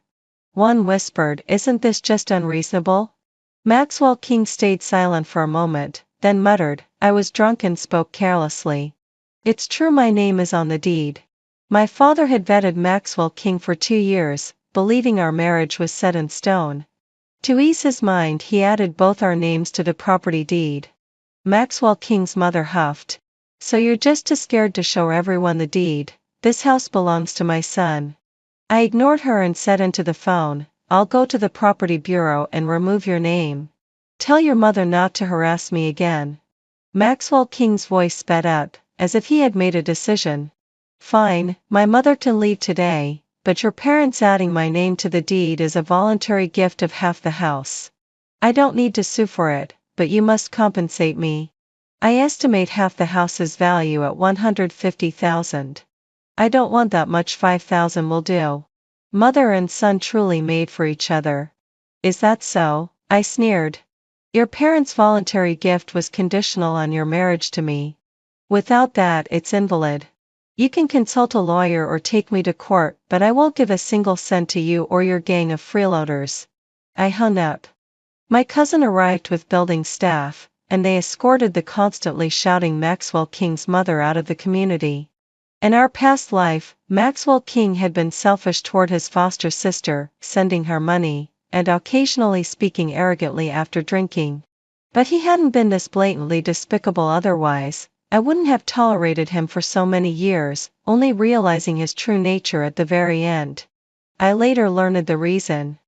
On their supposed wedding day, Maxwell King and his foster sister had dressed as bride and groom, taken a few photos, and considered it their wedding. Back home, his foster sister felt thrown no lavish banquet, no proper dowry, no gold.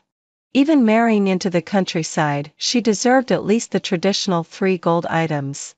Maxwell King felt guilty toward his beloved foster sister. Renting a place, meals, clothes, gold rings and bracelets all cost money. His monthly salary was only $2,800. In the previous life, he had never worried about money. He sent several thousand back home each month, letting them spend freely. Yet in his confusion and drunkenness, he muttered, Ella Davis' family bought a house with hundreds of thousands in cash, and they even put my name on the deed. His mother and foster sister immediately schemed to squeeze something out of me. I sneered. No wonder they demanded $5,000 to buy gold rings, earrings, necklaces, bracelets for the foster sister. Was I some kind of foolish martyr adding bricks to their love? Fifth. But the King family had clearly decided to treat me like a cash cow. Maxwell King's mother kept coming to knock on my door. Exhausted, I put that house on the market through an agency and moved in with my parents. I hadn't expected that she would relentlessly track me down at my workplace, the hospital. Ella Davis, you've stolen my family's house. Your character is flawed. How can you even be a doctor? Everyone, come see. The deed has my son's name, yet this woman is hogging it all, bullying us country folk. Director, please intervene. Patients in the hallway whispered, throwing me odd looks. For several days straight, my consultation room was empty. My colleague stood at the door, repeatedly explaining to patients that her accusations were false. I had interned at this hospital during graduate school. My superiors and co-workers trusted my character. I also explained the situation to the director. But she kept causing a scene, seriously harming the hospital's reputation. The hospital is a public place. Security had escorted her out several times, yet Maxwell King's mother always found a way back in. Eventually, security had to call the police. The first time, the officers persuaded her, noting her age. The second time they detained her for a few hours and contacted Maxwell King. I thought Maxwell King would calm his mother down. Instead, he respectfully agreed with the police and then turned to me. $5,000 is nothing to your family. We were married for decades in the last life. Why can't you just hand over the money? Why make my mother suffer, going from place to place to ask? I almost laughed in disbelief. What kind of robber logic is that? Coldly, I said, stop making excuses for your family's disgrace. The house is sold. Your mother's slander is malicious. Whatever consequences follow, you'll deal with them yourselves. Later, Maxwell King's mother had an accident while trying to evade the police. She was rushed to our hospital. After more than 10 hours of emergency care, she woke, but had developed manic-type Alzheimer's and now required full-time care. Maxwell King and Natalie White arrived. Natalie White, sobbing uncontrollably, blocked me outside the doctor's office instead of asking the attending physician about her mother's condition. Ella Davis. You're responsible for my mother becoming like this. Don't you have a conscience? I blinked, baffled. She got hit by a car by accident. It has nothing to do with me. She clenched her fists. She only got hurt because she came looking for you. You must take full responsibility. I shrugged. Then call the police. She wailed, tear-streaked, seeking sympathy everywhere, kneeling and begging. But not just the hospital staff. Long-term patients knew she had been detained multiple times and understood the full story. They all sighed, muttering about karma and the consequences of one's own misdeeds. For humanitarian reasons, the hospital waived the surgery and emergency fees. Maxwell King sat by his mother's bedside, face shifting from pale to grim. The costs for medical care and full-time nursing were enormous, far beyond his means. He regretted ever letting his mother pressure Ella Davis for money. Why did he expect Ella Davis to give him cash? Did he still cling to the idea that she was his wife, obedient and compliant, as in the last life? Shaking his head, exhausted, he told Natalie White, "Quit your job and stay to take care of Mom." Natalie White bit her lip and nodded. Manic Alzheimer's patients wander unpredictably and can lash out violently. Within a month, Natalie White was exhausted, emaciated, often injured, bruises on her hands, slaps on her face, once even a kick to the leg, yet she limped to the cafeteria to fetch food for her mother. Maxwell King came to see his mother.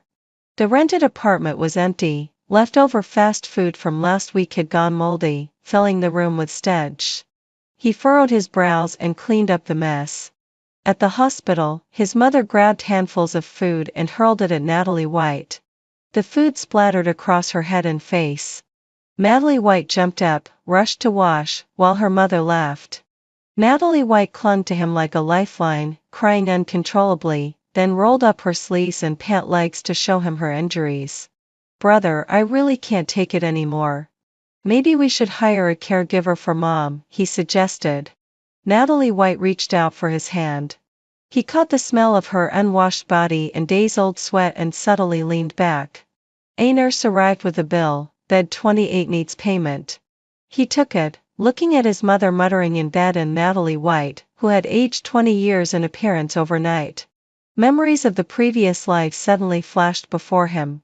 In that newly sold house days ago, he had sat on the sofa playing with his phone while Ella Davis's mother taught little Ethan Blake to read picture books, and Ella Davis brought out chicken soup from the kitchen, calling them to eat.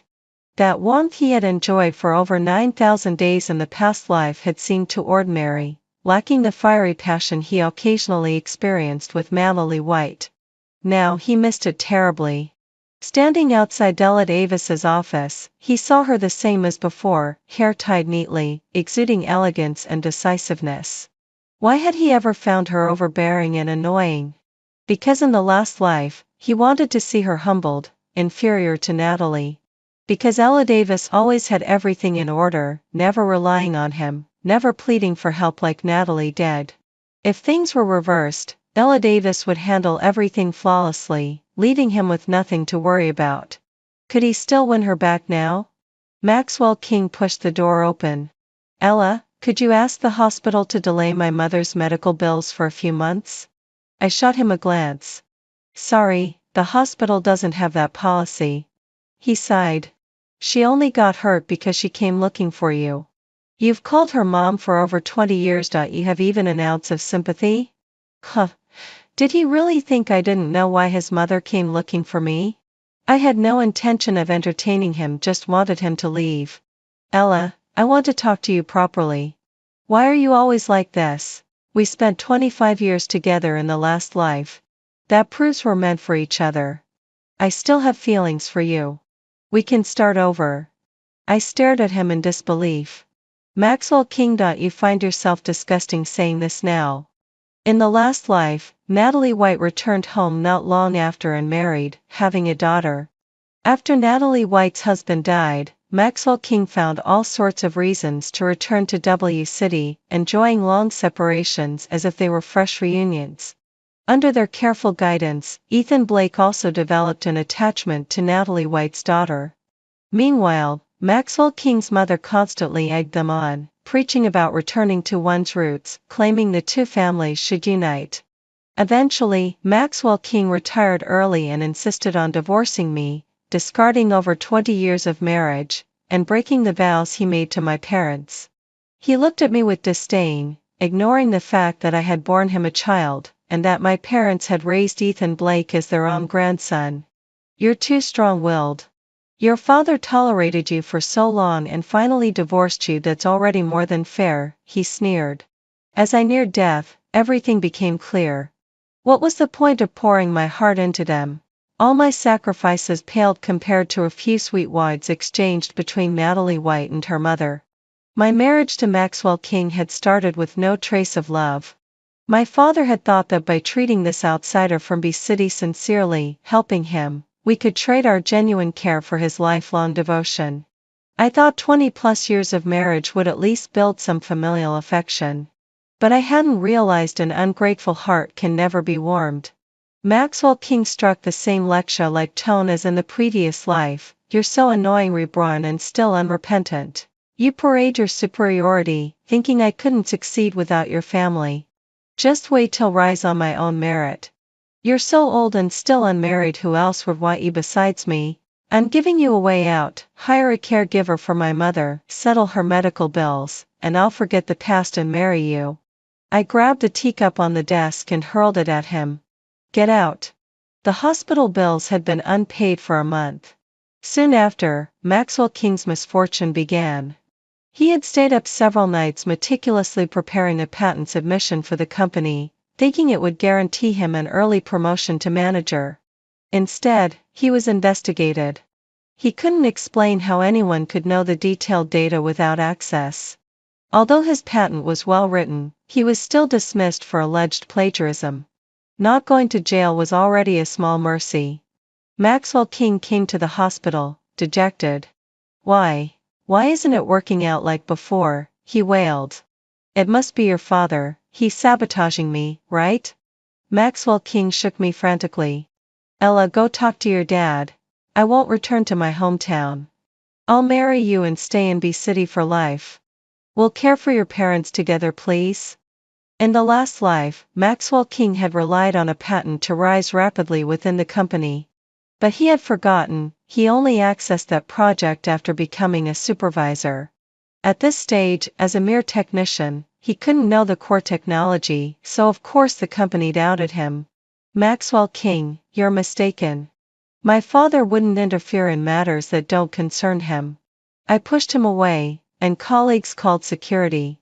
Without a job, Maxwell King came to pester me every day. I was at my wit's end. "Ella, help me get my job back. I know you hate Natalie White for ruining us, right? Once I return to work, I'll kick her out and never go back to W City again. And our son, Ethan Blake, you miss him, don't you? In 3 years, he'll be born. This time, I'll make sure he respects you. I'll obey you in everything. I'll never resent your strong-willed nature again. All the money I earn will go to you, not a cent to Natalie White. I know you have a good relationship with your parents. We can hire a housekeeper for your mother so she doesn't have to worry so much. Maybe she won't die so young. I'll stop your father from drinking, chat with him often. Maybe he won't develop dementia." Even knowing all this from the previous life, hearing him speak made me grit my teeth in fury. He knew my mother had died too young from overwork, that my father's excessive drinking in support of him caused his dementia. Yet in the last life, he had enjoyed the fruits of their labor, abandoned me, and taken all their money to pursue a romance with his adopted sister. And Ethan Blake carrying the vile blood of the King family. I would never raise him again, only to be betrayed a second time. I looked up, ready to tell him to leave, but saw Natalie White standing behind me, tears streaming down her face. She ran off, and Maxwell King grit his teeth but didn't chase her. Instead, he looked at me with hopeful eyes. "Ella, it was my fault in the last life.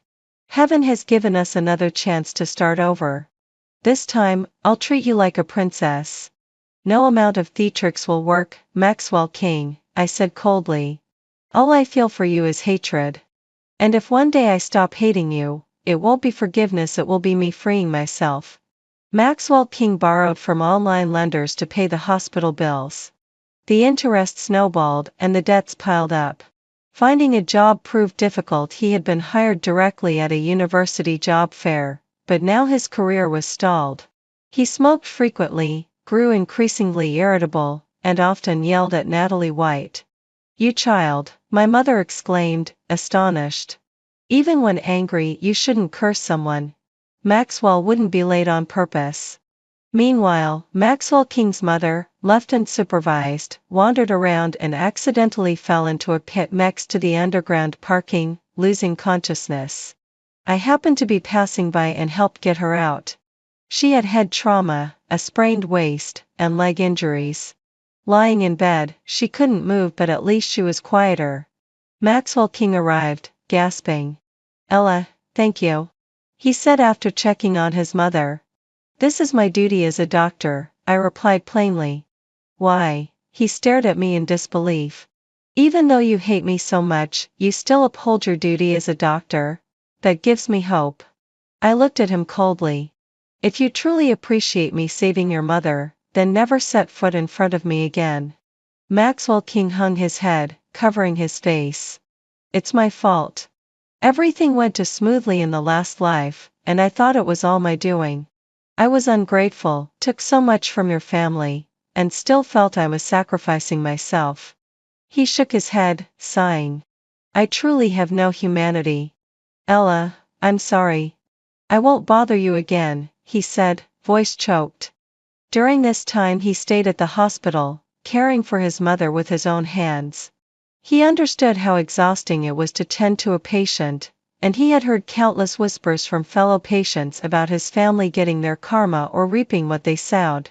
He finally accepted reality and lowered his pride.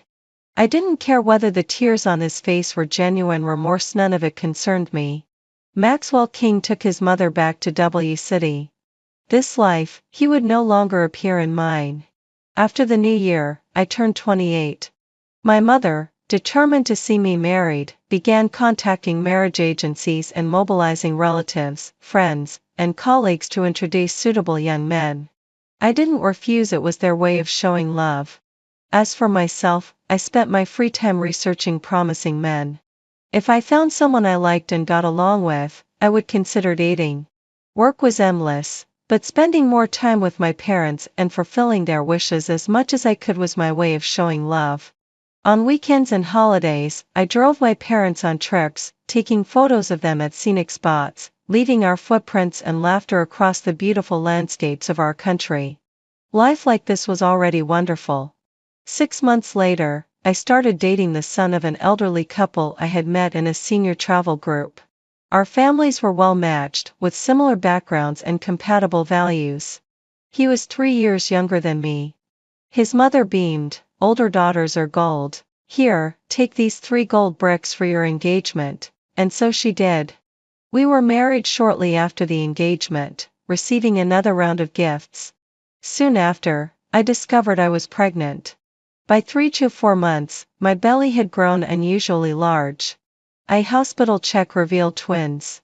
I went through the joys and hardships of pregnancy again.